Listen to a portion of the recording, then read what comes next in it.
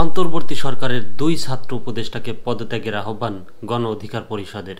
একজন অলরেডি পদত্যাগ করেছেন, আরও দুই ছাত্রকে পদত্যাগের আহ্বান জানালেন ডাকসুর সাবেক ভিপি নূর।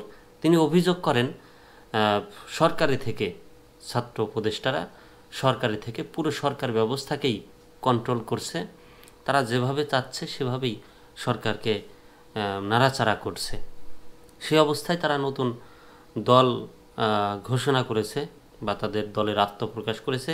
সেই দলকে স্বাগত জানিয়েছেন, কিন্তু তাদের রাজনীতি বা তারা সরকারে থেকে সরকারকে কন্ট্রোল করছেন বা এই ব্যাপারে তিনি কি বলছেন আমরা একটু জানব। প্রথম আলোর খবর। অন্তর্বর্তী সরকারের নিরপেক্ষতা বজায় রাখা ও আস্থা ধরে রাখতে দুই ছাত্র উপদেষ্টাকে পদত্যাগের আহ্বান জানিয়েছে গণ অধিকার পরিষদ। এছাড়া জাতীয় ঐক্যমত্যের ভিত্তিতে গণ অভ্যুত্থানের অংশীজনের নিয়ে উপদেষ্টা পরিষদ পুনর্গঠন সহ 4টি দাবিও জানিয়েছে তারা। দেশের চলমান পরিস্থিতি নিয়ে শনিবার বিকেলে রাজধানীর বিজয়নগর আল রাজি কমপ্লেক্সে নিজেদের কেন্দ্রীয় কার্যালয়ে একটি সংবাদ সম্মেলন করে গণ অধিকার পরিষদ। এতে লিখিত বক্তব্যে পরিষদের সভাপতি নুরুল হক নূর উল্লেখিত আহ্বান ও দাবি জানান।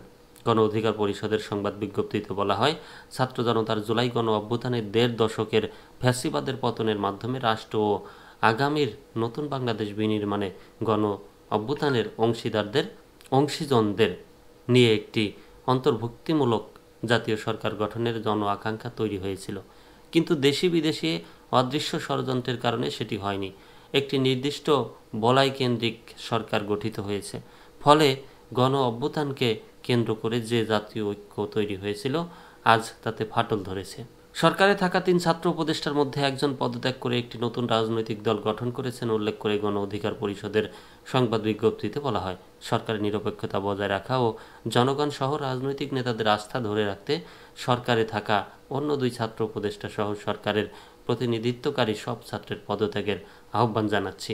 গণ অধিকার পরিষদের সভাপতি নুরুল হকের দাবি, আন্দোলন কেন্দ্রিক পরিচিতিও ছাত্র নেতাদের তদবির নিয়োগ, টেন্ডার বাণিজ্য সহ নানাবিধ অনৈতিক কর্মকাণ্ডের অসংখ্য ঘটনা ইতিমধ্যেই সামাজিক যোগাযোগ মাধ্যম সহ গণমাধ্যমে প্রকাশিত হয়েছে। এমনকি গতকাল আত্মপ্রকাশ অনুষ্ঠানেও জেলা প্রশাসকের নোটিশে ঢাকার অনুষ্ঠানে অংশগ্রহণের মতো বিষয় দেখা গেছে।